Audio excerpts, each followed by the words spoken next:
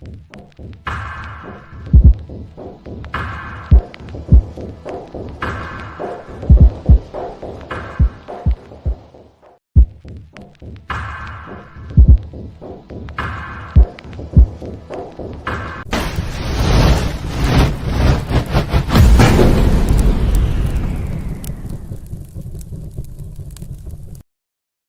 to the Typical Skeptic Podcast, where we dive deep, you decide.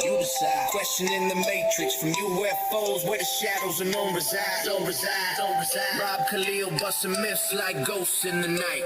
Paranormal pros, secret space ops, yo, we keep it real, no fright. Typical skeptics, you never sleeping on the lies. Aliens, ain't no wacky black ops in disguise. From abductions to ancient scripts, we flip the script wide. GSP style, mile after mile, truth can't hide. Hold up, TSP crew assemble, we dismantle the fable. My lab's targeted souls, breaking out of the stable. Dogman howling, Bigfoot prowling, cryptids in the mist. Mandela the fifth twist in reality, can't resist the twist. Soul trap snapping, reincarnation mapping, holographic dreams. Near-death visions, out-of-body missions, waking up the teams. No censorship here, we fear no elite scheme. Conspiracy kings ringing bells, hear the freedom ring. The skeptical seeking, never sleeping on the lies. Extraterrestrials, interdimensional highs. Welcome to Typical Skeptic Podcast. Be sure to like, subscribe, and turn on notifications. Welcome.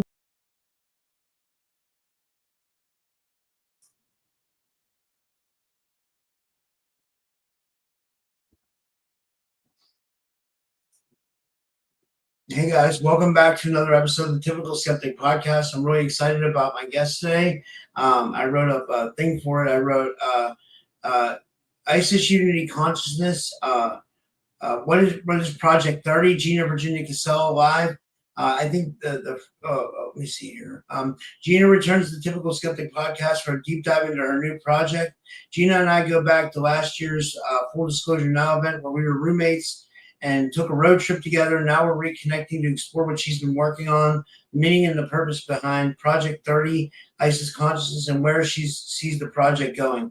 We'll also discuss Gina's upcoming conference, Falling Consciously, the Continuum of Consciousness Evolution Conference Series, taking place online September 19th to 20th, 2026. Then, depending on some time, Gina may do a few readings for members of the audience. Gina is a spiritual entrepreneur, licensed rapid transformational therapy, hypnotherapy practitioner, clinical hypnotherapist, master energy medicine practitioner, transformational healer, mind reprogrammer, and gemstone oracle reader. I'm bringing her to the stage now. And Gina, thanks so much for coming back on. How are you? Hey, everybody. Good to be here. Thank you so much for having me. Happy new moon. Yeah, absolutely. Yeah. So tell us what's been going on. Catch us up. How's everything going? Yeah, everything's doing really great. Last year, right at the end of the year, I published the Dragon Dreams Oracle. It was an ongoing process. I've published 8 books. Those of you who are not familiar with me, all based on my dreams, half remembered, half misunderstood. So let me know in the comments if you're familiar with my content, or if you're not, if you have any questions, let me know.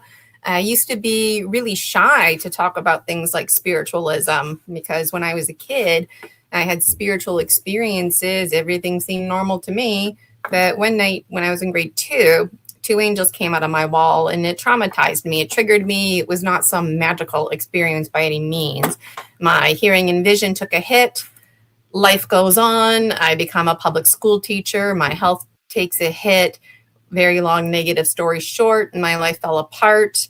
And it triggered me back to that time, back when I was in grade 2, when nobody believed me and I was made fun of. Because when my health took a hit, a handful of years ago now, I faced the stigmas of mental health. And so I know what it's like for people not to believe you, to people making fun of you. And I know what it's like not to have people that you can have conversations with about this kind of stuff. And so I used to be a public school teacher, and now I'm running my own spiritual biz, a spiritual biz entrepreneur. So my business is in alignment with my spirituality, and in theory, I'm servicing people who are just another reflection of me. And this is where Project 30 comes into play. So all my content is merging together. I have a little slideshow that I can take you through. But the gist of it is my dreams, my books, the oracle, everything, my spirit work, everything I do behind the scenes, being on this show is part of an umbrella term called Project 30 Isis Unity Consciousness. And it's about the dragon energy. It's about our greater oneness that we all belong to. Now, something I really pride myself on is being the village idiot. I used to be shy. Everybody's psychic, and we all have different abilities. It's case by case scenario. And I know Rob's audience, we relate in this way because we've all had interesting dreams and experiences that we can't exactly explain. And just because we can't put the science to it doesn't mean that those experiences aren't valid. So I'm really passionate when it comes to things like gaslighting, developmentally, just the way we grow up and progress.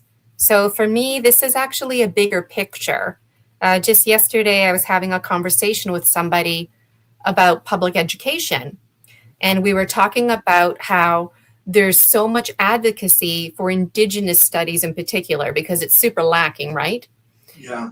There's also a lack of LGBTQ2 plus spirited education resources for students. Well, what about this kind of stuff? And not some fantasy book either. Like, Yeah. This world hasn't seen anything yet. So I feel really mixed emotions and hypersensitive because I think about the future. I think about how the children are the future and what direction are we going in?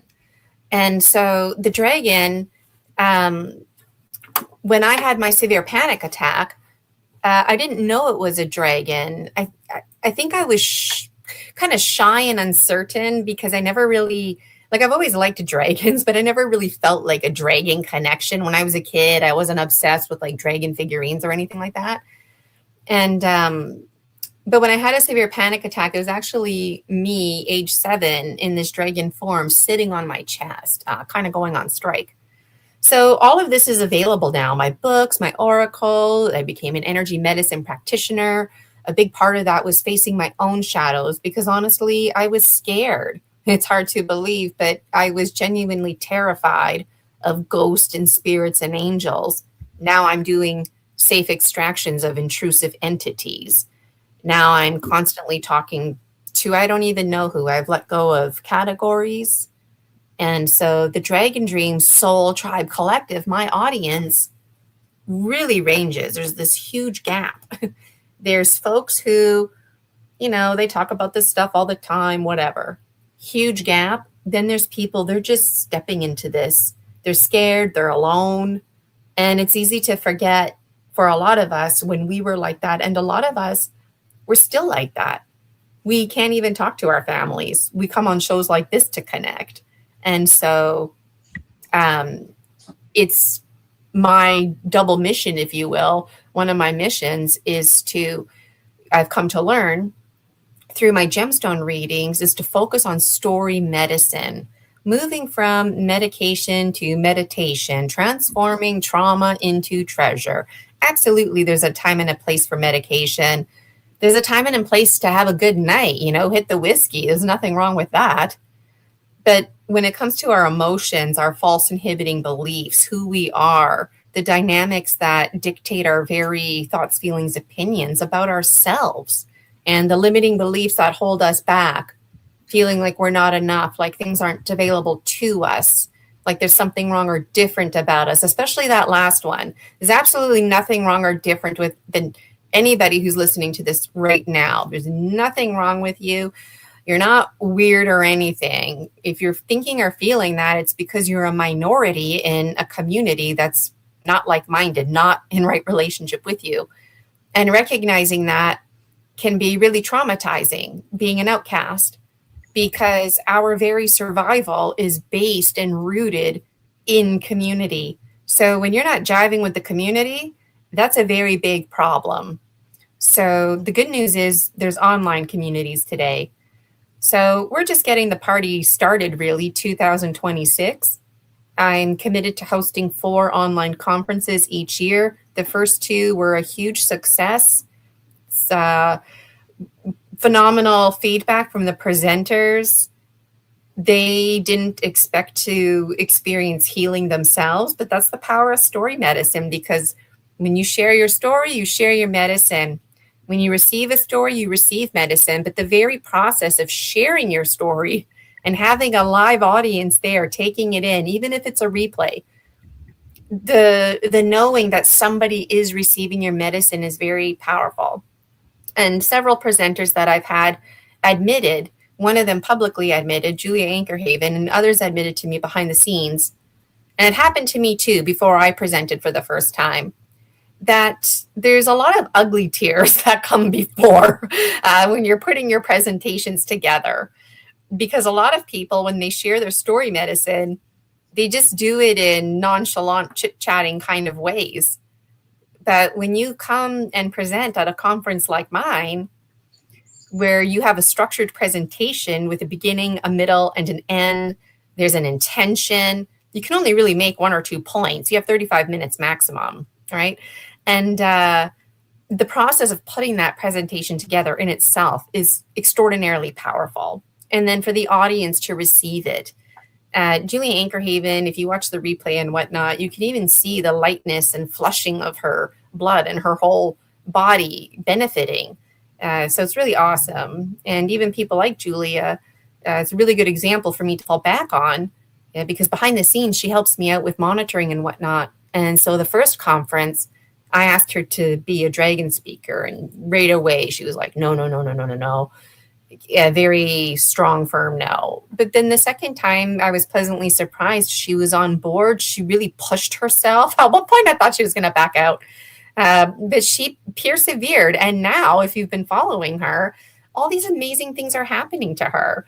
And, you know, in my strong opinion, it's because she's doing her personal work, but also complemented by this whole entire process, buckling down with her story medicine. And then recently there was an opportunity for her to randomly present for half an hour, and she freaking nailed it because she had that formal experience behind her. So I'm also coming to realize that the platform I'm providing is for people just like Julia, who are starting to make sense, get connections with their stories, and that there's a mixed match of people who have lots of experience, academic backgrounds, and then folks who have no academic background. And so this is, I lovingly invite everybody to come and dream with us. I dare you to dream with us. So come dream with us. We're your soul tribe, the Dragon Dream Soul Tribe Collective. We get you. You don't have to explain yourself to us. We get you, right? We understand. And when you're around other people, other dragons who are just like yourself, there's such a relief. You don't even have to talk. There's just such a level and comfort sitting in quiet and peace. And if you don't know that feeling, it's a really great feeling. So I'm just kind of behind here on the comments in the chat. But any questions or comments from you, Rob? Or maybe I'll show my slideshow. If you want to share your slideshow, that's great. I'm glad you're doing your conference. It sounds like a good. It's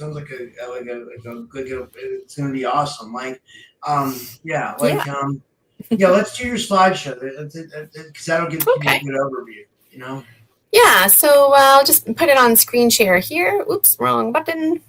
I'll add it as soon as you put it. It should pop up at the bottom. I'll add it.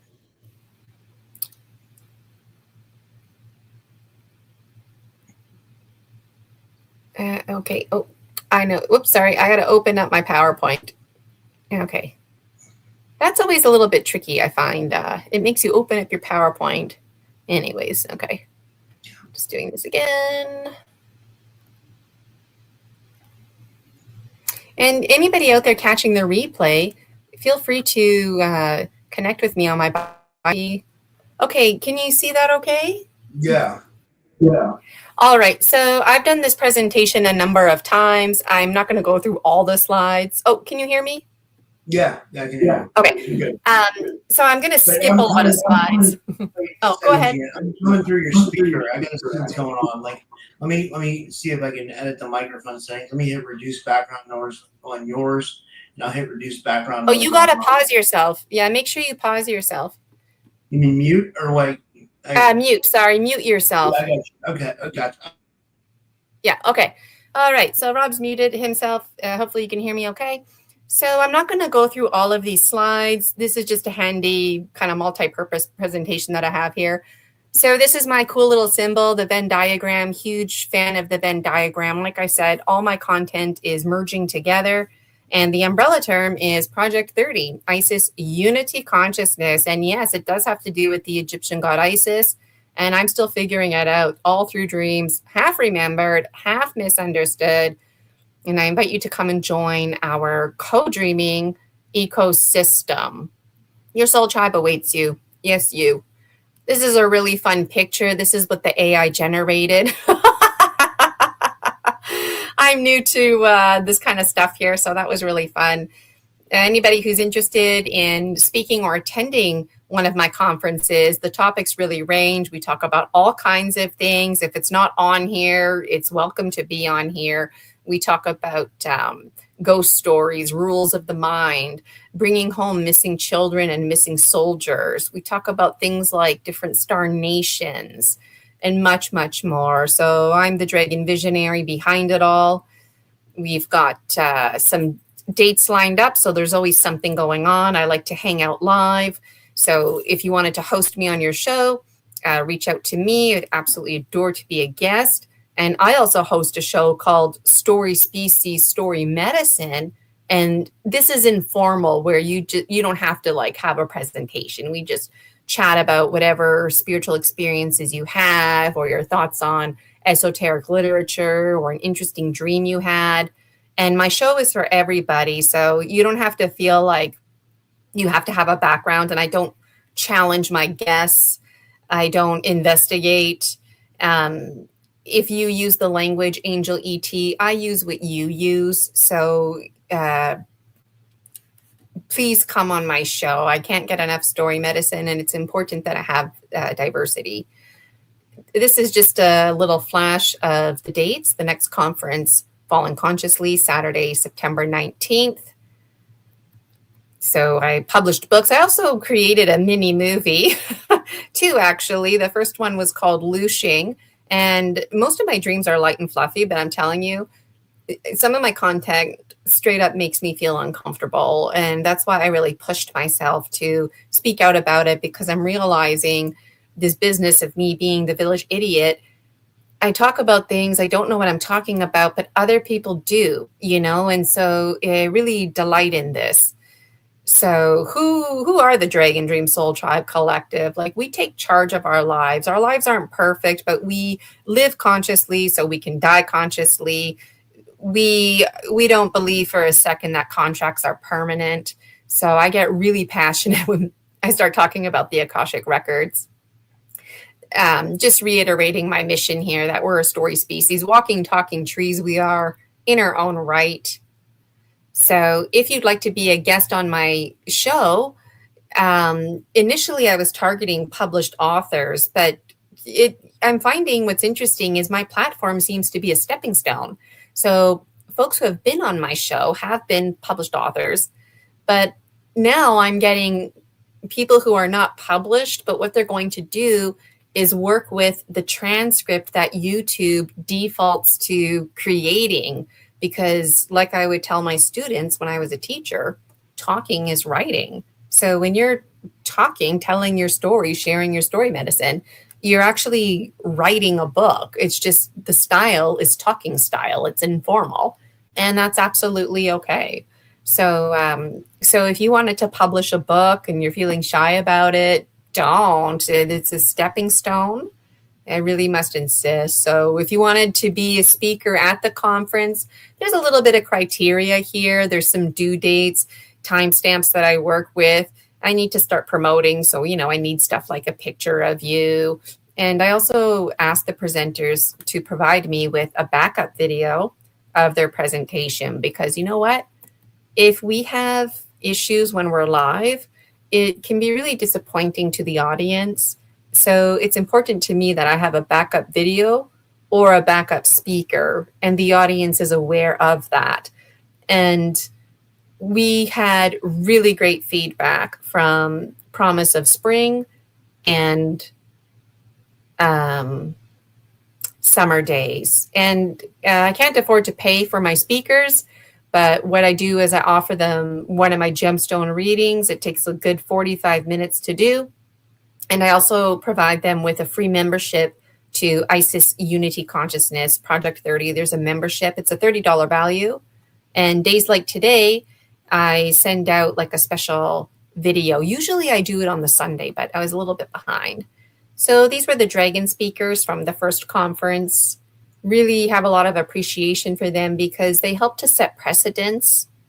And every single speaker that's presented at my conference has contacted me and would love to present again. And some of them in particular, it's really cute. I have to keep politely declining because my intention is to have turnover, to have lots of different voices. But if I can't find somebody, you know what? Maybe we will have repeats presenters. Why not? The presentations won't be repeat presentations. So this was our last conference here, Julia Anchorhaven double timing. And you can really see the growth, like Missy Hill. I don't really know her, and I've seen her really grow in just the past few months because she presented at at Summer Days. I sat with her, I helped her with her presentation, spent some time with her behind the scenes. Now you can tell she has a familiarity hosting her show and whatnot. Slavka, I helped her with her presentation. Now you just see this growth in them, right? So there's something about everybody behind the scenes. Both Laura and Sheila, they create music. Laura ended up creating the theme song.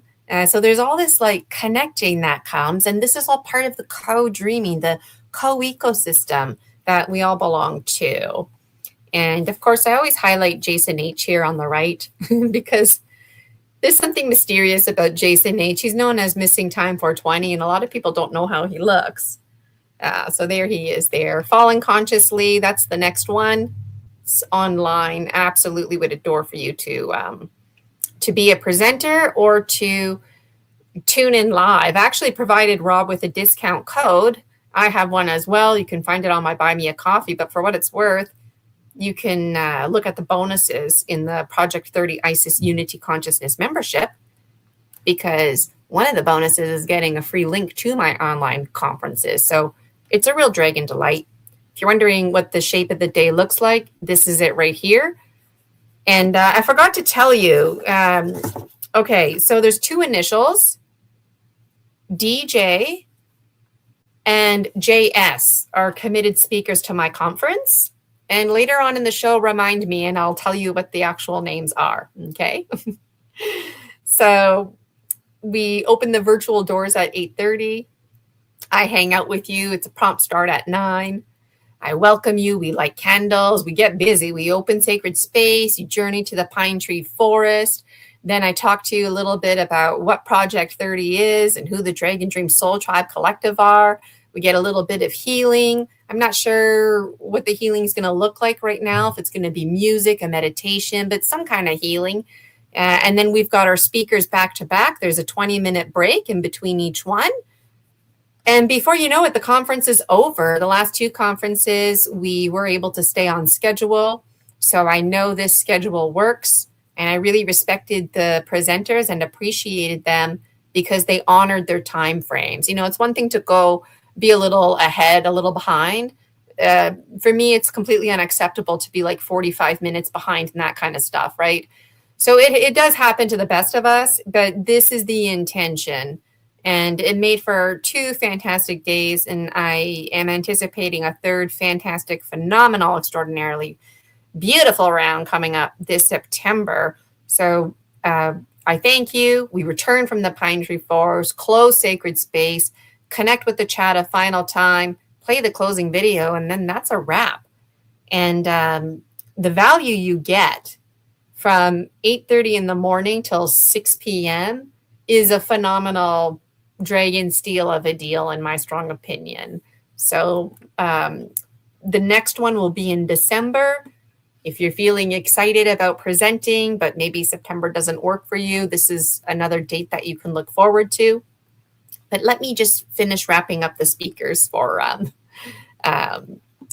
my September conference. So I think that's all I wanted to tell you. And if you wanted to host me on your show or have me speak at your conference, this is just at glance some of the things that I'm passionate about talking about. I love talking about my gemstones and how the whole dream journal story came about. I've shared that story on the Typical Skeptic podcast in the past. I can share it again if somebody out there in the chat would like me to tell it. And if you wanted me to provide at your conference, whether it's online or in person, I'm happy to do a demonstration, a live mind reprogramming demonstration, something like that.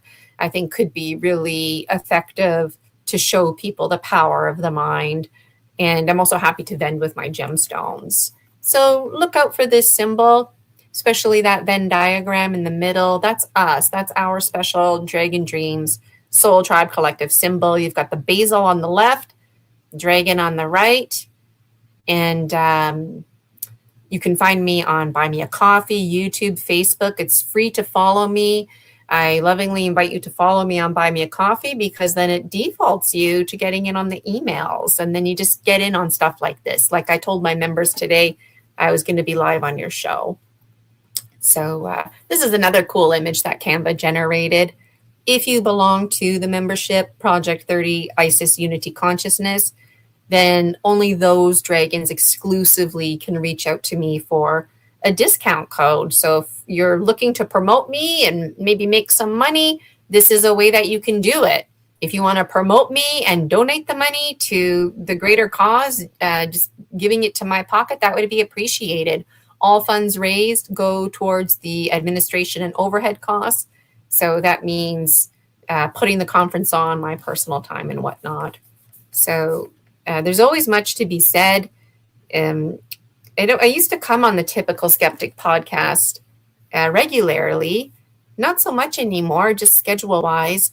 But if anybody out there has any questions, let me know. I just kind of feel like it's a little promotion heavy when I come on, but it's because things are brewing, right? So, yeah, I don't know who you were texting or whatever, but What do you mean texting? I wasn't texting. Okay.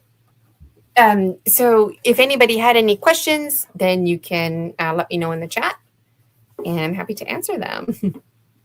Do you want to talk a little bit about some of your work? Like, did you do as like a RTT therapist or anything like that? Yeah, so I do RTT. That's what the modality is called, Rapid Transformational Therapy Hypnotherapy. And Marissa Peer, she invented it. So that's her modality. So if you see somebody like me who does RTT, then you get the same service. So it's really cool because sometimes people really want a specific modality and they can't find somebody. There's lots of us out there, and I'm one of them. So basically, we regress you. There's no spiritualism involved. Marissa Peer wanted to make it a point, so there's no spiritualism involved. As a bonus, and just to work around legalities, I complement the session by opening and closing sacred space. You know, if the client starts using spiritualism, then my role as the RTT practitioner is to use the language the client uses. So we can talk about the ghosties and ETs. Clients get regressed. Sometimes they get regressed into past lives. So that's very interesting. And basically, it's about identifying and smashing false inhibiting beliefs. So a really classic case scenario, people who are overweight. you don't have a weight problem. Okay, yeah, some people are pigging out, and have a poor health style and they gain weight. Absolutely. But for the most part, like, why are they eating like that all the time? People who are overweight, who are genuinely trying to lose weight, eat good food. They do go for walks and exercise. So what's the problem, right? And the problem is they have a false inhibiting belief. So until you fix that, well, you have to smash it. You literally smash the false inhibiting belief. It creates a space, and that space is immediately filled with the new programming. So go ahead. You know who you are. If you've been trying to lose weight, it's trying to be trying. Sure, yeah, maybe you've lost weight here and there, but you've gained it back, haven't you? Right? So this pattern's just going to continue. We're quite hardwired. So RTT, it's a process. There's a beginning, a middle, and end that appeals to your logical mind. It's very important to appeal to the logical mind while working with the subconscious to open those doorways, if you will, and opportunities. So it's a phenomenal experience. It's always emotional. And usually when clients come to see me, it doesn't matter if they come to see me with weight, sleep loss, fear of flying, confidence issues. There's three main themes: feeling like you're not enough, like things aren't available to you, or like there's something wrong or different about you. And that's typically the umbrella, if you will. So if you come and see me, you might just see me the one-off time. But if you've got some intrusive entities, which most of us do, then I've learned with my clients in particular, mind reprogramming, it's not effective because the intrusive entity is blocking it. So I always test for intrusive entities, and then I provide clients with a safe extraction. And then the next time I see you, if you test like negative for intrusive entities, then I'll do mind reprogramming on you. And when it comes to things like soul retrieval, that's not Marissa Peer's RTT modality, but there's things in the modality that absolutely remind me of energy medicine and whatnot. So I just really love talking about different modalities and whatnot because there's lots of similarities, and I appreciate that. Different strokes for different folks. So the rules of the mind, they're quite the bitch. But if you can get to know them and work with them, then you can live more consciously and you can make change. And the mind can only focus on one presenting issue at a time. So some people come and see me and they're like, I want to be skinny. I want to be more confident. This. And it's like, okay, pick one. So usually instead of focusing on the weight, we focus on the not enough, things not available, because like I said, that seems to be the umbrella term. The blueprint, if you will, is what we're after. And it's so fascinating because a lot of clients, they want to talk to me and get into their stories. And it's like, no. Like, I know I'm all about the story medicine. So when I'm doing my gemstone readings, that's when I dive into your stories, right? And we do talk therapy. It's awesome. Talk therapy is not going to transform you. So when you come and see me for RTT or energy medicine, it's not that I don't want to listen to you. It's that it's about your energy and your programming. So I don't really need to hear your story. I just kind of need to gauge where are you at right now in your life, right? And then I start doing my testing. And it's a beautiful thing. So if you want to book an appointment with me, you just go to my Buy Me a Coffee and you can do that. So I'll just put it there in the chat. The conference links are there as well. If you want to get in on the membership, Project 30, Isis Unity Consciousness, you're also welcome to do that. And it's good community going on. A lot of dragons are hesitant. It hurts my heart so much because I tell this story all the time. Every now and then I get a message from somebody and it's like, they tell me, they're like, Gina, I love you. I love your content. I'm never going to like or subscribe or comment or say hi to you or nothing, because I'm always like, say hi in the chat. And recently, when I was live one time, people started admitting in the chat that they weren't comfortable saying hi in the chat. And now that was like their first time saying hi in the chat. And so, for a lot of us, just saying hi in the chat, we, for whatever reasons, can't do that. And for a lot of us, it's because it's threatening. Our employer might see that. If your employer has a problem with you, now that might be a problem for you to be paying your bills.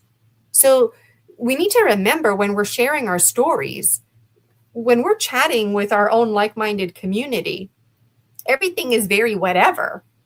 But when you're not with like-minded, you're not in right relationship. And that's where a lot of the Dragon Dream Soul Tribe Collective are struggling. They're not. And they're recognizing this and they're scared. So they need to know we're out there. So I know a lot of people, when I go live, I have like 0 to a handful of people a lot of times. Also because I go live in the middle of the day and I know a lot of people are at work. I'm an early bird, okay?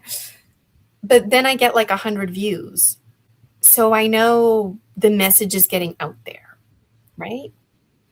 Yeah. So it really means a lot to me, even though I can't like see you, but I know, right? So I appreciate that. And I appreciate the journey that everybody's on. And I respect the journey that everybody's on. It's just, it's so refreshing to talk to people about things when, there was a time where you couldn't, right? So, yeah. And I'm absolutely going to catch up on the comments there. I'm really behind, but hi, Anchor Haven and Hashhead, I see you. And yeah, it is fucked up. And thank you so much, Julia. Julia's got my back. She's always complimenting me in my conferences. Yeah, I just did my little slideshow. And I saw other people here. I think I saw Amy there. So it's really great to see you all. Now, how does ISIS tie into this? Like, what is the connection with ISIS? Okay, so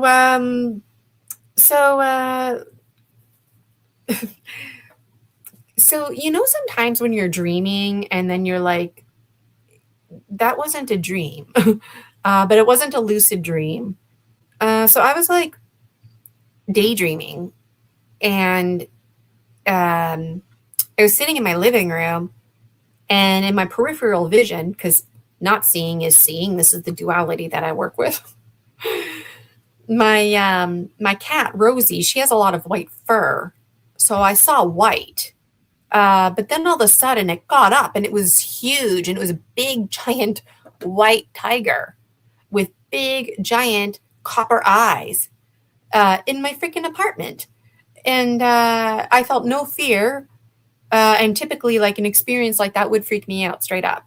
I have a little bit of a rule. It's too much for me to see. And it's rooted in that angel experience I had. So if any ghosties want to connect with me, or spirits, I can't see you. That's basically how it works. It's better if I don't see you, but I need to have an awareness of you. Otherwise it's freaky. And it's good. Even like just sharing that is really healthy to share. So this big white tiger just came up to me and reinforced like a dragon energy, which was confusing because it was a tiger, not a dragon. And then I had a dream before that where there was this brown woman wearing an orange dress and like orange, I don't know what it's called, but like the part that goes over the head that the women wear. And it was Isis, the Egyptian god Isis. And she just looked like a normal human being, but wearing the orange. She didn't have fancy makeup or anything. Very beautiful, but those distinctive copper eyes that the tiger had, it was like a match.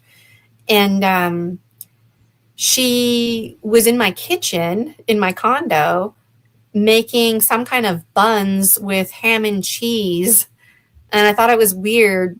I don't know why, but in my dream, I was like, I thought you didn't eat ham. I don't know why.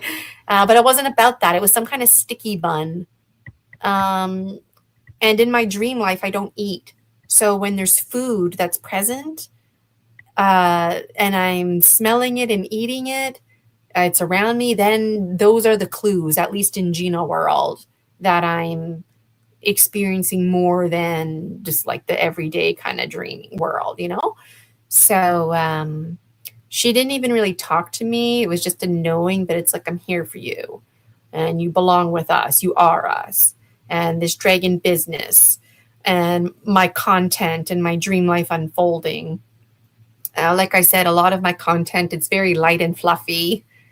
Some of it is very heartfelt, special messages from spirit guides, lots of empowerment. But then there's this part of my dream life that genuinely makes me uncomfortable. And in my dream life, I actually talk about Jesus in one of my books and Moses. And that made me very uncomfortable. And then I talked about Isis. That made me very uncomfortable. I talk about this ancient society. It seems to be Egyptian, but it's like pre-Egyptian, like before the Egyptians, like the Egyptians' great grandparents, like, and again, my content just makes me uncomfortable, but I felt like I needed to share it. And so Isis, to make a very long story short, is connected to this archetype of mine called the Purple King. And he's very powerful. And a long time ago, everybody loved and adored the Purple King. And there's this big story behind it because his parents tried to murder him when he was on his third or fourth birthday. They tried to drown him because they wanted a girl. His parents were assholes.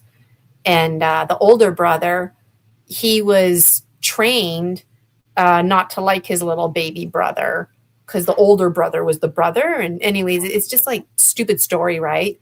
And they would humiliate the Purple King because the colors were red and blue. But, you know, sometimes in the laundry things fade and blue looks gray. Red starts to look pink.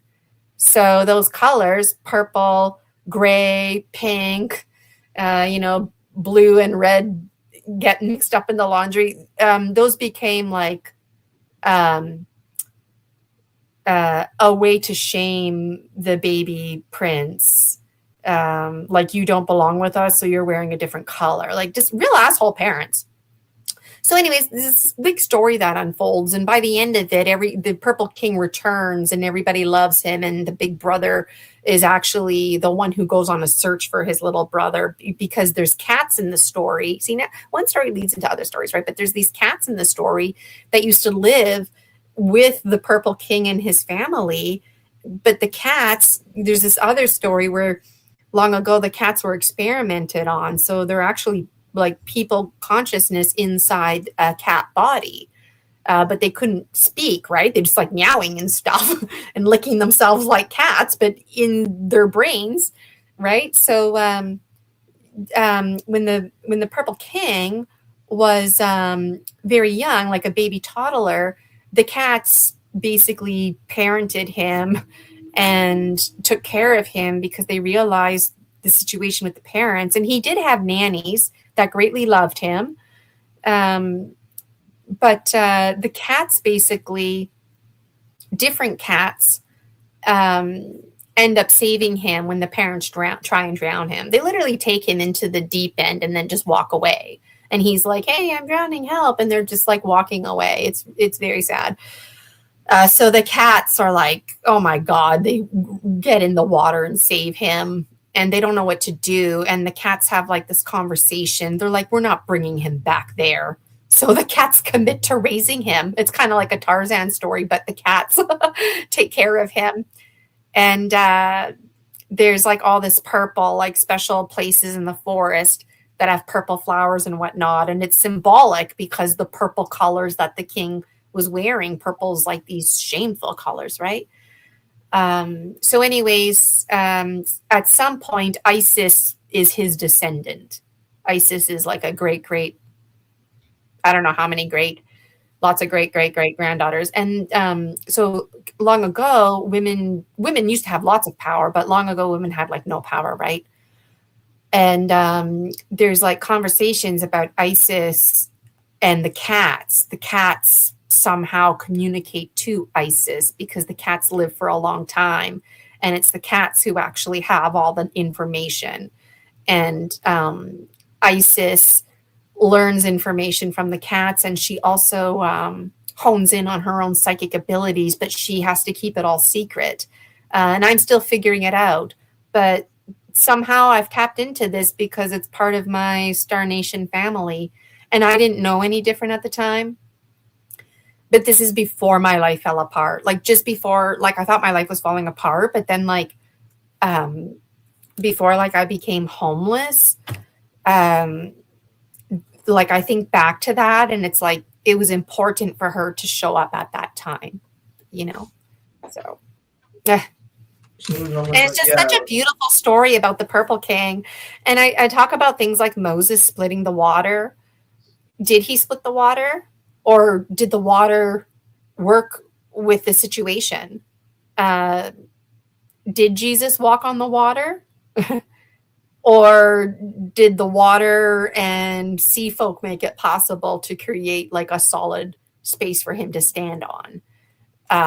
So in my dream life, the elemental world is very alive. Mountains move, trees walk. But in stories like where Moses splits the water, I don't know, is there some forbidden knowledge going on there? And then there's other stories that make me uncomfortable because I don't remember if it's before Isis is born or after, but I think it's before. They were doing like soul transmigration. So they were transferring consciousness, and there's like bullies that want to have all the power basically, right? And they want to live forever. So they make you feel special, but really they're prepping you because they're going to be taking your body, right?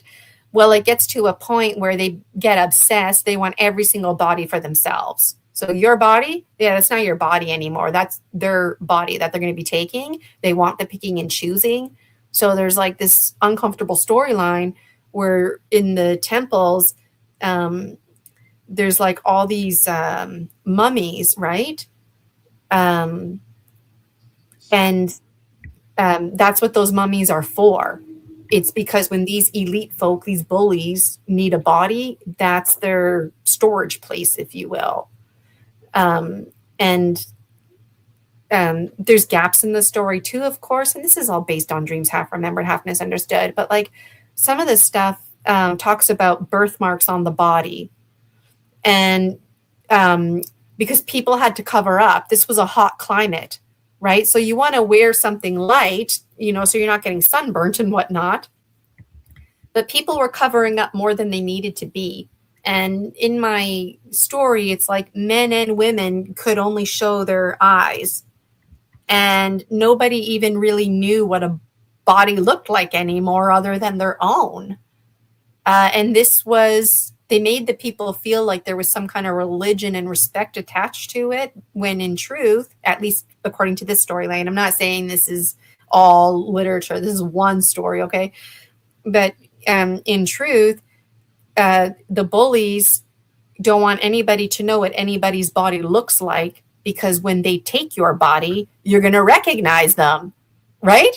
Even if they change the face a bit, you might recognize a birthmark or something like that. You might recognize the hair. We all have distinct, like at glance, we all look the same, but we all have features that if you look, you could identify somebody based on their body. So, there's like uncomfortable content that I have. And when I published my story about the Lushers, things really seem to escalate. And so, there's like a sense of urgency with timelines, and there's confusion, and even like the dragon, like, you know, I hear so many stories about dragons fighting and being ferocious. And it's like the dragons I work with are very primordial. They're quite peaceful. And they're actually the very first bacteria, mycelium, the very first dog monkey folk, really. So anyways, that was a lot of storylines in there. So yeah, Isis, and out of the Egyptian goddesses, I mean, I've always liked Isis, but I always thought I would connect with Bastet. Is that her name? Because she's associated with cats. So, Yeah, you that's know, cool. Yeah.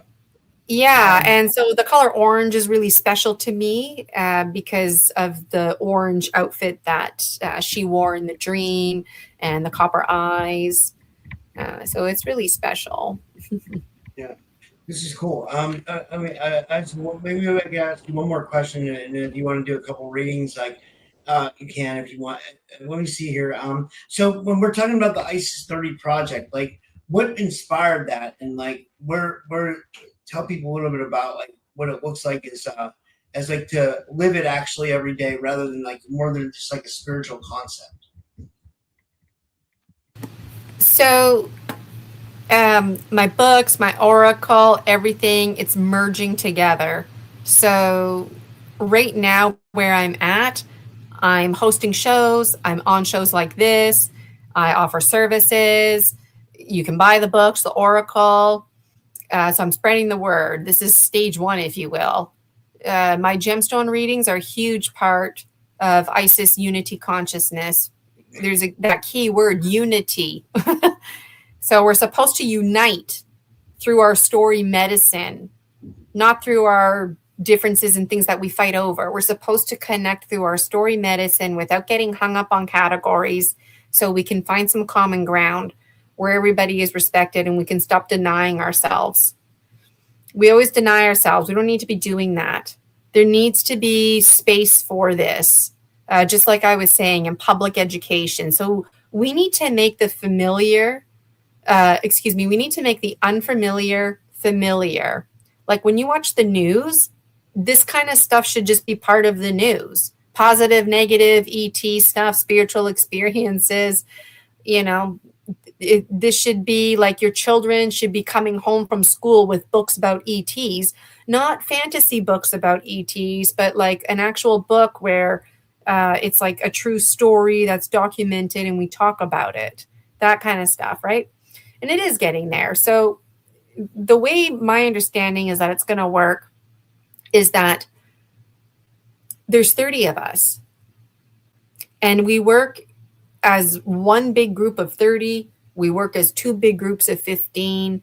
We work as 6 groups of 5. Like we always break up, 15 groups of 2, break up, get back together. And we do exactly this. We normalize it. We bring community together. We create safer spaces.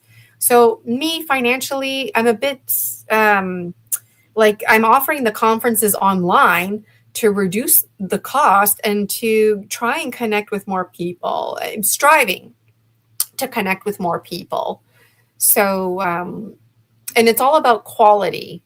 So this isn't for people who, want to get into gemstones and oracle because they think it's cool, they want to know who they're going to marry when they grow up. Like, no, this is for people who are living and breathing everyday experiences. When I say dragon dream, soul tribe collective, it is not a coincidence you're feeling what you're feeling. Or a lot of people, they look into my eyes and they comment, my eyes are hazel, but I've been told they look copper. They change colors because they're hazel, right? So it resonates with me greatly. I've always been one of those people just tell things to. It's been happening my whole life. So it's predicted in my book series that eventually, when things are flowing a bit more, there's going to be more in-person conferences. And that's going to be important because they're going to be / workshops and huge connecting healing as well. So I'm really excited about it. Of course, dance party, Starseed Lolo, Laura Ferguson. I'm always highlighting her because she let me use some of her music. So I have a little dream where we play her music and even make up a dance or something like that, like a community dance that everybody knows. So there's like that resort feeling. I think it would be a lot of fun. And something I'm really looking forward to delighting in is at these in-person conferences, I'm going to be involved in leadership because I'm the dragon visionary behind it all. But really, my mission is to provide this platform, get the wheels rolling, and to actually take a step back, because good leaders lead from behind. It's supposed to be for the next generation, for the children. So I'm 45 years old, and basically by the time I'm a little old lady, I should just be enjoying hanging out at the conference, and other people are basically putting it together. And part of the conference is me being available, sitting down on a chair, huge lineup, just for people to tell me whatever they need to tell me. No counseling or whatever, no gemstone readings. It's just these people who want to tell me what they just feel so much better telling me. It's already happening. It's been happening my whole life. And then, of course, also sitting down with my gemstone reading and me delighting in providing my own workshops, teaching people how to create their own gemstone readings and whatnot. So there's tons to look forward to. And it's a real delight. So I have this little note here so I don't forget, but I have 2 speakers committed for the September conference, and the initials are DJ and JS. So just remind me later on in the show, and I'll tell you their real names. In my Buy Me a Coffee light, I let everybody know about DJ, and I told them I had another speaker, but it wasn't confirmed at that time. So we do have 2, and I really appreciate them because they said yes right away. They basically they said yes. Then they were like, wait, let me check my calendar. And it flowed. That's the pull energy I'm talking about. Some of the other people that I've been chatting with behind the scenes, they're on the busy side. They don't have time right now. That's fine. But I had an awkward conversation with multiple people last week because they basically wanted to know who else is presenting, how many subscribers do you have? And I thought, I don't think we're in right relationship. You know, I'm looking for people who genuinely want to share their story medicine. So if you're looking for a platform to share your story medicine, I am hopeful to have a mix of people who are really popular, but I'm also hopeful for a mix of people that nobody's ever heard of, right? And I'm looking for people who have a strong academic background. And I'm absolutely looking for people who have no academic background, even if you're a high school dropout for whatever reason. Like if you have story medicine to share, share it. I've met with other presenters behind the scenes to help them out because I understand not everybody has experience creating a presentation. You'd be surprised how easy it is. And I can understand too that it's intimidating. You know, I ended up in the special education classroom because of those 2 angels that came out of my wall. It caused that much of a disconnect. So, and I was a public school teacher, so it's my dragon delight. Yeah. Yeah, this is awesome. Yeah. You want to do a couple readings, or it's up to you, you know. Absolutely. I got my cards here. They're mixed up. I got my dream scarf. I'll put that on. And I even have my special flora. It's in this big bottle. Usually I have my little bottles. I'm out of little bottles. I got to get more. But I like to have basil. There's other stuff in here like zucchini flowers, but it's mostly basil. And it doesn't matter what you use, but when it's the full moon, I like to connect with the dragon energy because I know dragons really like basil. And the moon, for me, it doesn't matter what color it is. For me, the full moon is always green. And I don't know why, but it's connected to the green heart chakra, the green pine tree forest. So it might look a little funny when I'm doing it, but I don't care. Take me for who I am. It's going to be worth it to get the basil. And if you want to make a contribution, maybe do it on Rob's. We talked in advance about sharing the money. I won't be checking my Buy Me a Coffee while I'm live right now. And if you don't have any money, let me know in the comments how you can support me. because I received a message from the stone people reinforcing, because when I did my shamanic training, you're supposed to pay something, even if it's 1 coin. I was told 1 coin, you can make me dinner.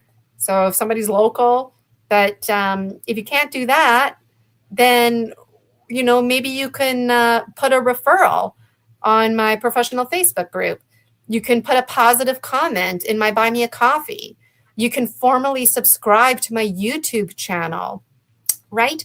Go back and look at my posts on Buy Me a Coffee. Go back and check out my YouTube channel. It doesn't have to be MONEY. And that's the greater currency of the heart. If somebody out there is local and you garden, hey, maybe you can do some gardening for me.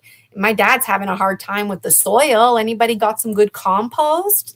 So this is just lots of ways. And just so you know, this is made with straight vodka and also herbs and basil straight from the backyard. So it's also like my personal time. I say prayers and special messages. So do you find basil to be really like strong in like the spiritual world? Like, is that what it is? Is that why? Well, actually, I just always loved basil. I don't know, like a lot of people love basil, right? I come from an Italian family. Basil is just always basil and parsley and garlic, right? And but I always loved basil, like extra loved it. And someday I actually was reading about dragons, and I picked up somewhere that dragons really like basil. And if you plant basil in your garden, then energetically that will attract them. Now, whether that's true or not, I don't know, but I'm working with that energy. And you know what? If I am a dragon, then I think it's really cute and appropriate and amazing synchronicity that this dialogue unfolded, right? Absolutely. Maybe I'll just be quiet for a moment and let Rob talk. And You're good, hi, you're good, Curious you're good. Call, I see you, and Anchor Haven, Rainbow Flame Wizard. Good to see you all. We got a couple people who requested readings. So there was the first one is from Anchor Haven. I guess we could do her first, and then Okay, sure. Yeah. Hey, Caleb and Prime Reaper. I see you there. Prime Rapier. Let me know if I'm saying your name right. Amy, always good to see you. I used to see you regularly last year. I would go live every Saturday, and Amy was one of the regulars. That was a lot of fun. I would do like breathing and stuff, and we would sing out the vowels, short vowel, long vowels. I've been doing voice yoga behind the scenes. Today, my voice is very squeaky. And I see Soul Serpentin. Good to see you. All right. Made a Facebook post about unity consciousness. Woohoo. Thank you for doing that. That's cool. Hashhead, good to see you. And you saw an owl last night. I wonder what color it was. Owls are so beautiful, but it's like they can be foreboding, right? They tie into abduction phenomena. Like a lot of people, that when they get abducted, they see owls. Like I remember one time, me and my ex-girlfriend, we had a really weird experience with owls, or with an owl. And then I read about it. It's like, common for people when they see deer, owls. When people get abducted, I don't know. It's like a screen memory type thing. Yeah, I've even heard stories where the owls are the ETs. That's how they look. We think that they're owls, but they're not. It's actually an ET. Wow. But on the literal level of snake, owls can be foreboding because they can see in the dark. And they're predators, respectfully. So it's freaky because you don't see them, right? Same with eagles. Eagles don't see in the dark, but you don't see them. But then like the owl, they see the crow nest, and the crows know what's coming. The crows can't see at night, and the owl goes at night to the crow's nest. And they are silent killers. You can't hear them. There was an owl on the telephone line, and I thought, what the hell is a big fat black cat doing and how's it balancing? It was an owl. And when it flew away, my mind almost made like a sound, like because the familiarity of a bird flapping wing sound, but it was completely dead silent. And I was like, whoa. They can be scary. Like I saw this one video one time about how it was like dark and they were like focused in on this pond and he flew in and he just like trampled a mini baby Right. duck. Like like that's Wow. that's what's crazy. And I know you get into this too in your books, like about like the world we live in and like how crazy it can be as far as like predator versus prey and stuff like that. It's like it's sad, but it's like everything here has to exist, right? You talk Yeah, about and in my book series, we do talk about that. We talk about like because I believe in life lessons. I believe in that. Some of us learn the hard way, but why do life lessons have to be so hard? There needs to there's in my dream life, I investigate. Like I come down to planet Earth. That's apparently why I'm here right now. So there's people on this planet that like they're in trouble. They're in big trouble. Yeah, I'm reading comments about hash. I smoke a lot of dope. I love marijuana. I use it for spiritual purposes. I put a lot of marijuana when I'm doing despachos, full moon, I'll just toss it in there. But I also smoke it too. I use it medicinally. And I do like to put some hash in there every now and then. When I'm servicing clients, though, I'm like completely sober. It's not something that I, and if you're hanging out with me at the fire at a conference or something, you can definitely find me smoking some joints. Yeah, in this business of contracts. So thank you so much, everybody, for participating in the chat. Yeah, I guess we could do Anchor Haven first. She's I put it up on the screen. She just wants a general reading, I guess. Yeah, I'll pull a card. I'm sorry, I was getting caught up in the comments. Okay, I'll have to check your comments there. Oh, and let me take it off screen share. Sorry, otherwise you won't be able to see the car. Not screen share. There we go. Oh, did you see Rosie leap? No, I didn't. Where's she? Her like leap in the background. That's cool. How old is she now? Like Rosie, is she? She's gonna be 11 next month. She's gonna be 11, and I'll be 45. Wow. Okay, can you hear this? Yeah. Okay. It feels weird doing it with this big one. Fun though.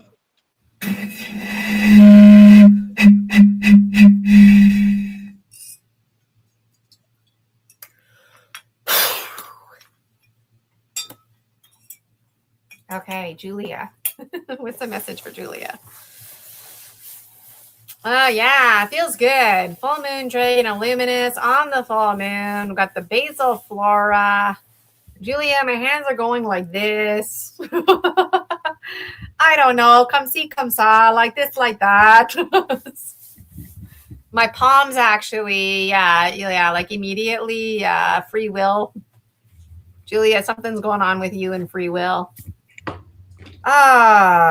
This is one of my favorite cards. I chose it with my right hand. This is the goldfish dancing on land. I love the goldfish dancing on land. Nothing can dampen the spirits of the goldfish dancing on land.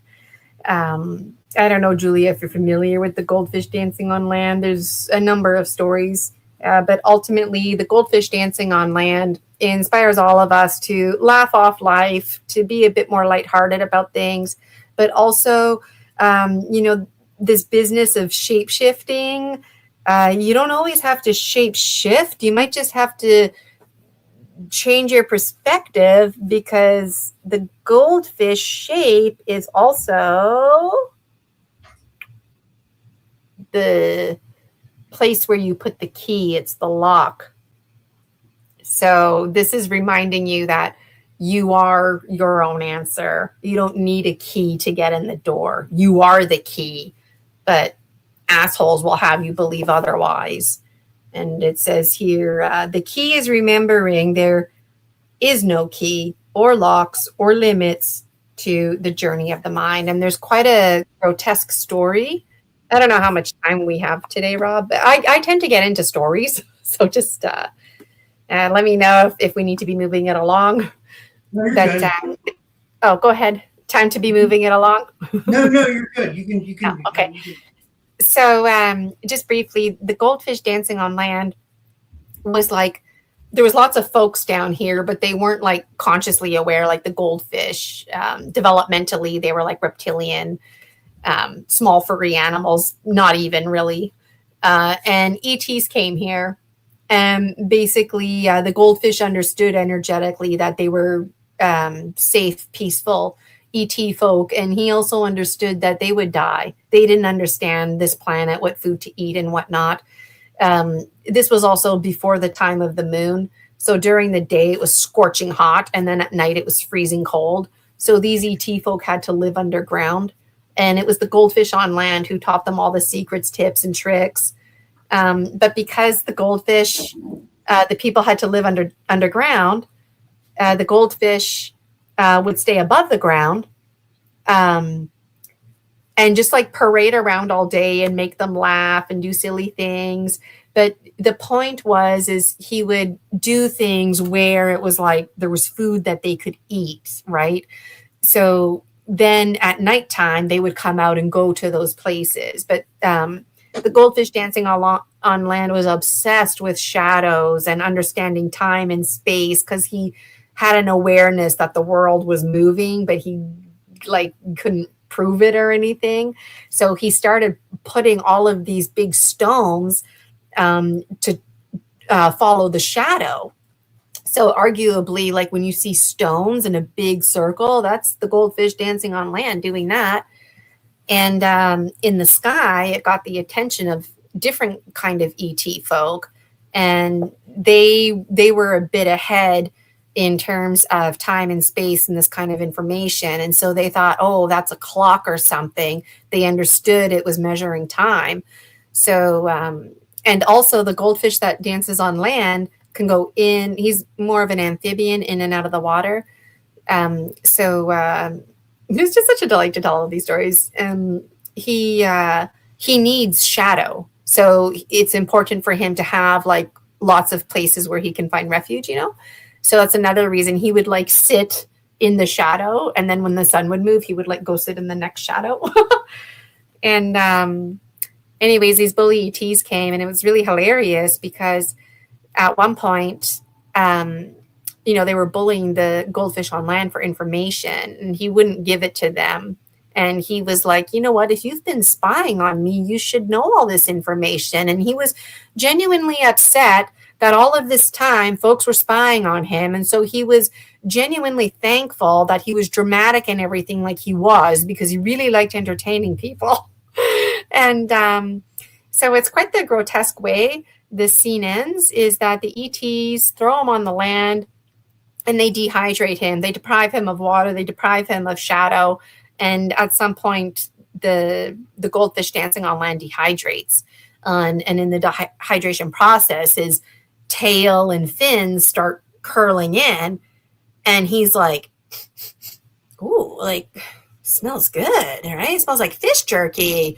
And he, he starts eating himself, and it doesn't hurt because it's dried, just like chewing your fingernails. It doesn't hurt. And the ETs watching are very disturbed by this, and he even offers some of them.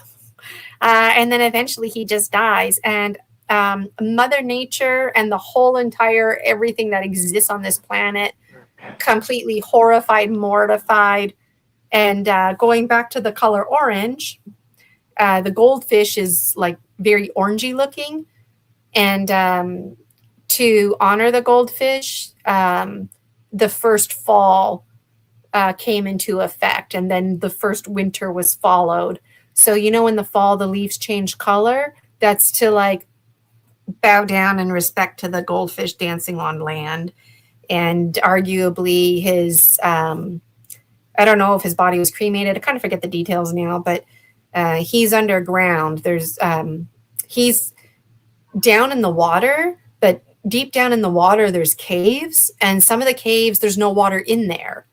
So it's just like being in air, right? So people who live deep down under the water are not necessarily amphibious. They just have to hold their breath enough to get to the part where there's air and they can walk around.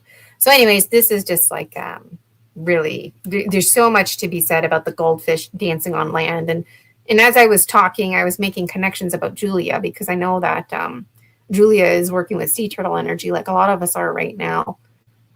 So keep shining your light, Julia. That was a really big one, I know. You're the key. Don't let anything dampen your spirit.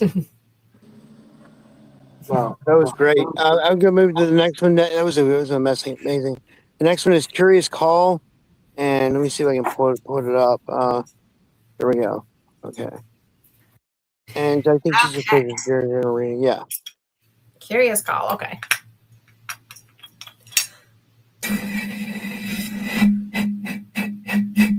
And I gotta say, guys, it's great if you do pay. It's great if you do super chats. It's all welcome, but it's better if you do PayPal, or Cash App or Venmo if you're gonna donate. But it's fine. Yeah.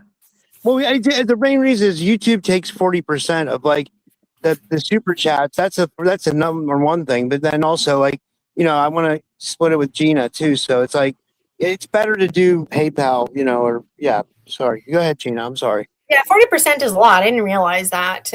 Okay, Yeah. so this one here, Curious Call, was chosen by, this is coming from the Feminine Fire, okay?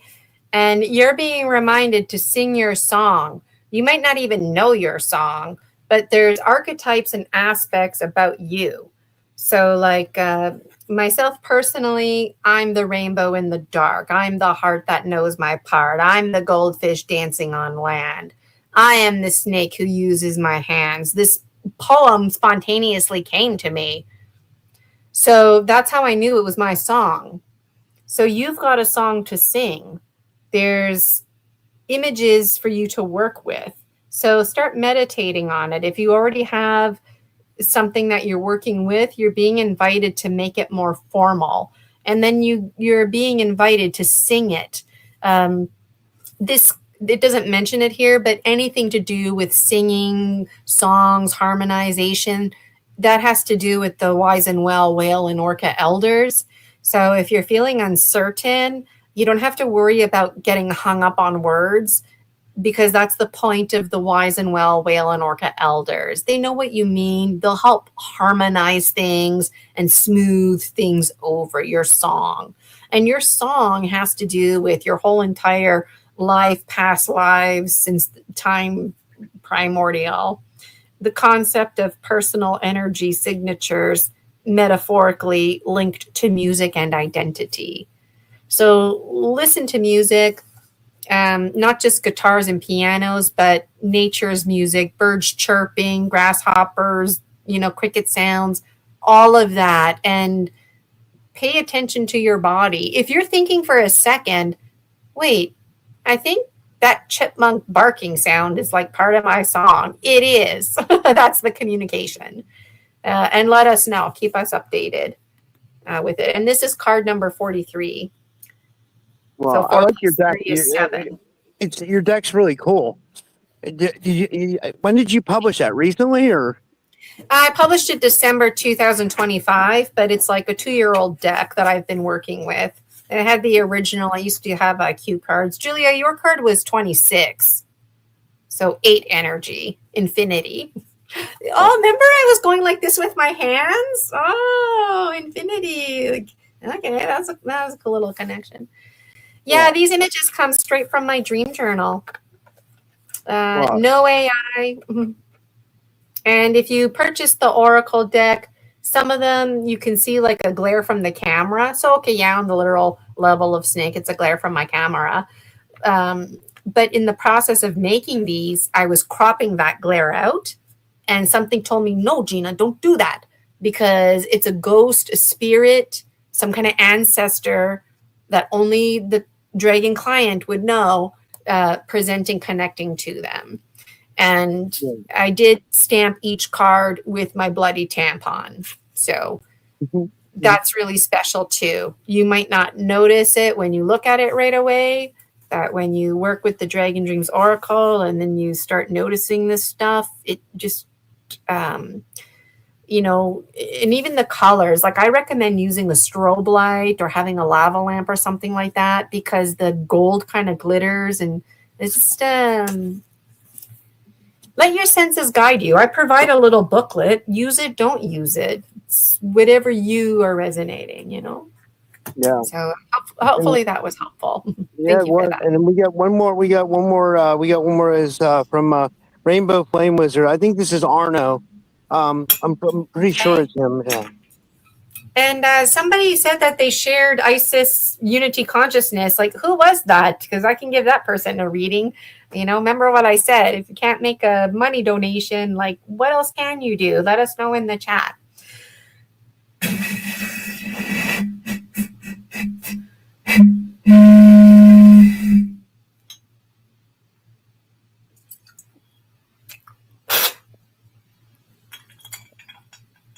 It has a big mouth, so it's hard to take just like a little bit. Okay. Rainbow Flame Wizard. There's 2 cards for you. These 2. They're like sticking together. And this is from the feminine free will. So helping hands, rainbow communication. This is interesting because this is exactly what I do. My pinky is the earth, the air, the fire, the water. My thumb is free will. I designated certain body parts to represent certain things. So when I'm feeling around and my pinky is wanting to choose, then I know it's coming from the earth.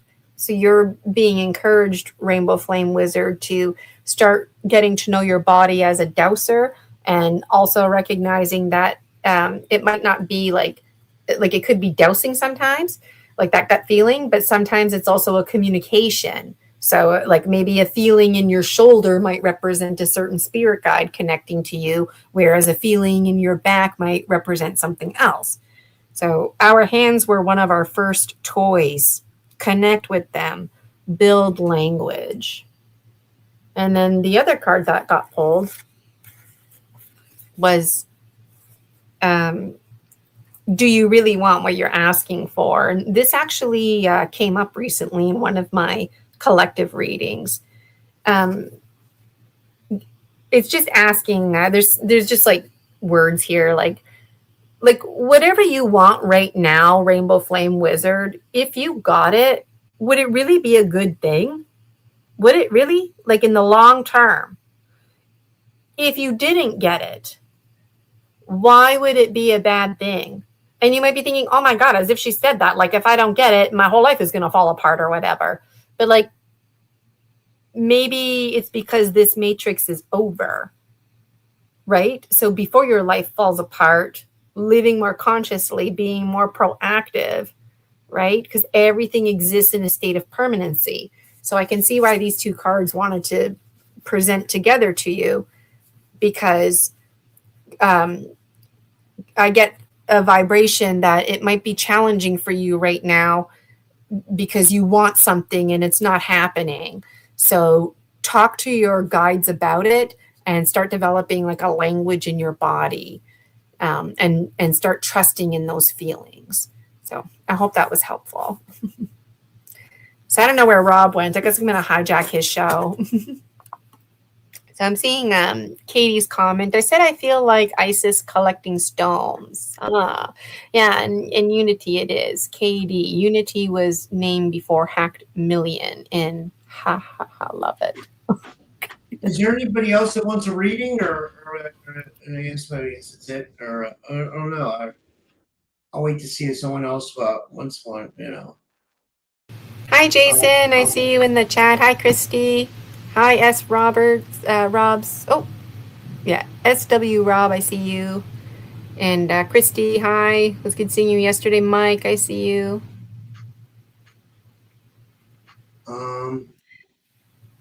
We have one here. There we have Nathan and Mike want one. So we have Nathan Persuasion. So I see that look like a movie, please.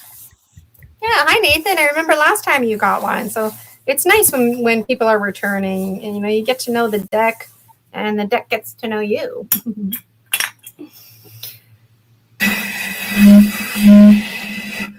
So we just do this next review. Your guest energy resonates. Thanks, Katie. Thank you for that. Okay, so Nathan, you should probably lie down and relax and take the rest of the day off, because as soon as I touched the oracle, it was like, I don't know. Are you feeling like that? Maybe you're not. It is the full moon. Full disclosure, I took a nap before I came on here live. So, Nathan, take care of yourself. There's like a very gentle, kind of like how like a tentative mother would rub a little baby's back when they go to sleep. It's like some kind of spirit, ancestors would like to do that to you, but you got to relax so they can do that. So I haven't pulled a card for you yet. I'm just touching the cards and this is coming to me. But there's a need for you to relax. There's a need for you to have dreams. So I don't know if you remember your dreams, but it seems like communication is going to be coming to you. So what you want to do is maybe read before you go to bed earlier and read. So that can kind of tire the conscious part of your mind and then allow the subconscious to flow. And if it doesn't make sense, don't worry. Okay, so it's very strong. This is coming from the water, feminine water, and it's the Gnome King. This is really special because it's the full moon too. And so a lot of people, when it's the full moon, they sing a chant. Nichi tai tai anuai oronika oronika hey hey hey hey oh I. And if I had a better memory, I would tell you exactly what it means. But it means something like Mother of the Waters, take us back to the place of our birth, take us back to the place of our death. And it has to do with like all the juiciness and like think of like the whole planet Earth of like a big womb. And you're part of that, Nathan. And all the hopes and dreams are in there. But the womb is also a tomb. So some of that stuff needs to be filtered through. And this is special because the Gnome King is masculine, but it's a very feminine presence. And the Gnome King believes in secrets that are safe for keeping. So he keeps safe lots of species like Bigfoot and stuff like that. And long ago, back in the patriarchy days, the goddesses, they went to hide in the wells. And arguably some of those goddesses became the water. And the Gnome King protects them. So they'll never be found on a literal level. And the vibration that I'm getting, the communication, is that this person that like wants to rub your back and nurture you there's some kind of connection to those goddesses. So let us know, keep me updated, and I hope you have a nice rest. Sleep, you don't have to feel guilty about sleeping. Put on a movie that you've seen 500 times, fall asleep to it, So thanks so much, Nathan. I'm glad you asked. Yeah, and this one's from Mike. Mike says he'll take one, and yeah, good to see you, Mike. Yeah, and those of you who might be catching the replay or whatever, or maybe hesitant, you're like, I'm not sure about these Dragon Dreams Oracle because I know they can be quite foreboding. I go live typically on Wednesdays, so usually I do a little promo and then I'll pull some cards. So. And then, of course, if anybody out there hosts a show like Rob, you can have me as your guest and we can do this kind of stuff.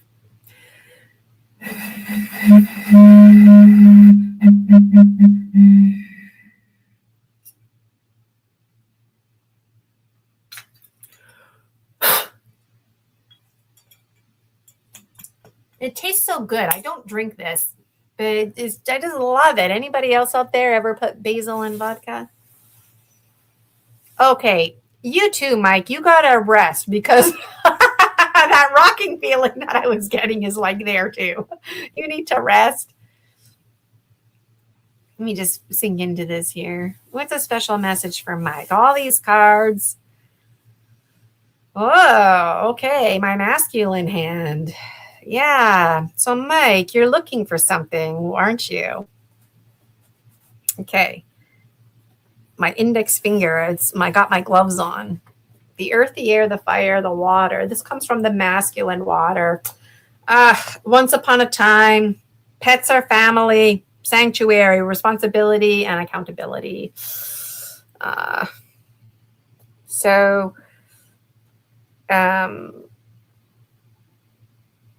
Pets, good times in your life, the impermanency that comes with that, the memories. You don't realize until somebody's dead that you don't have pictures of them or something like that, or there's something that you meant to do. There's something you're searching for. Maybe what you're searching for is already deceased. And so you're trying to find it in the spirit world. And it's interesting to me because this card has a meaning, but other information is coming to me too. Mostly because the black cat in there representative of my cat Spooky, who passed away. I didn't know any better. I killed Spooky with kindness because I was feeding him canned tuna. I didn't know that was bad for cats. And he ended up dying of a urinary tract infection. Oh. And I had a lot of guilt with that. And so I get the vibe that, Mike, maybe there's something that you have guilt and that's what you're trying to find. You're trying to find your own forgiveness before it's too late, but it already is too late. Like there's confusion. I wouldn't mind reading what I wrote in my book about this card, just to dial it back and honor what this card represents. But when other information comes to me, I got to speak up. This is what's coming to me. And so you don't have to feel guilt or shame if whatever happened. But the jaguar energy is hard for you. And the fact that this came from the masculine water, it makes me feel excited about next steps for you, because there's a part of you that you're going on an adventure. Maybe biologically, the biological one known as Mike didn't know that, but spiritually, you're going on an adventure. And the adventure is far from home. So this is where we get into stories about power animals and spirit guides. So jaguars, on a literal level, the females stay by the water because that's where the food and the home is, and they protect the babies. And it's the masculines that go far, very, very far. And in shamanism, we work with this jaguar energy. So when I'm tracking, I'm actually like the masculine jaguar going far from home. Yet in truth, water is everywhere. So the mother jaguar, sister jaguar is everywhere, but we're working with metaphors. So you're going to be with the big boys now, and that might be intimidating. But let me read what I put. It's card number 44. It's a really special card. And whenever I have to read from my book, I know it's because there's like a word or a punchline that you need to hear. Okay, once upon a time, a discussion about Gina's own journey toward pet ownership after overcoming personal crisis. This leads to a celebration of the joys and experiences shared with her cats in her condo, framing them not only as companions, but as vital parts of a fulfilling life. The story elevates the value of emotional bonds, highlighting the lessons learned through caring for pets and how they mirror our own human experiences with love, loss, the quest for connection in our often fragmented world. So, I mean, I'm talking about pets in here, but maybe there was a tree in your neighborhood that for whatever reasons got taken down and you're feeling that loss. I'm interested in how this resonates with you. And there's joy that's coming to you. And I wonder where you're going. I'm very interested. Very interested. Yeah, thanks for that, Mike. Well, this was a great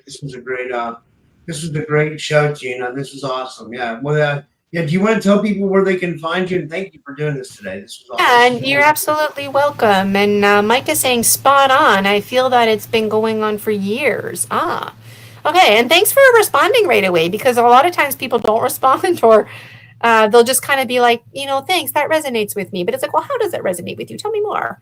And you're welcome, Nathan. I saw your chat there too. So if you want to show me some loving, please subscribe to my YouTube, like, share, invite me on your show. You can contact me. I've got a website, but honestly, my Buy Me a Coffee seems to be a really good go-to, just because if you want to reach out to me, my email is provided on there. So thanks, Jason, for posting that. And Mike is digesting it all. Yeah, there's a lot to digest. Yeah. So and I feel really special too, because I don't think I realized it was the full moon when we did this, and it was fun to use this here instead of my little daintier ones that I have. Wow. Yeah. Oh, yeah. This was awesome. Well, thank you so much, guys. And I might be live again tonight, and I will see you guys all later. And thank you, Gina. And